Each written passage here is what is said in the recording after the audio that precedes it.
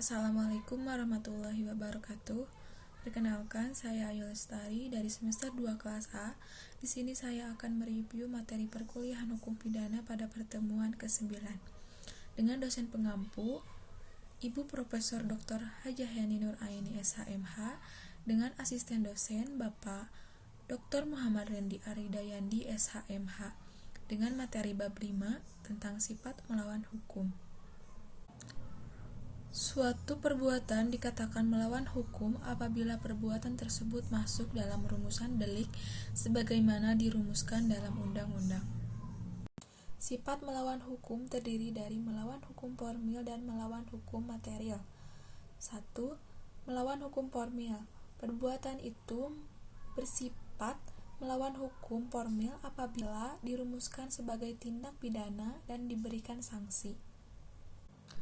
Sifat melawan hukum dapat dihapus apabila diatur berdasarkan undang-undang.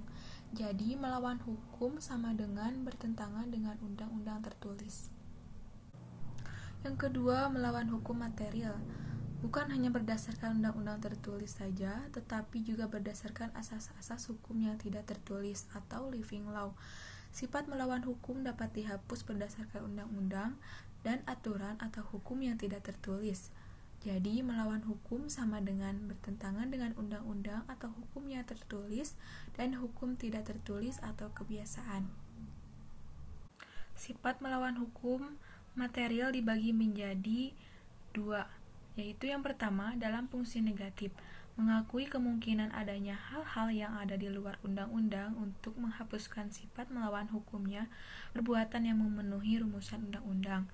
Yang kedua dalam fungsi positif, menganggap suatu perbuatan tetap sebagai tindak pidana walaupun tidak nyata diancam dengan pidana dalam undang-undang. Jadi, mengakui adanya hukum tidak tertulis sebagai sumber hukum positif. Dan sistem hukum pidana di Indonesia menganut ajaran melawan hukum material dalam fungsi yang negatif. Sekian yang dapat saya sampaikan. Terima kasih atas perhatiannya. Wassalamualaikum warahmatullahi wabarakatuh.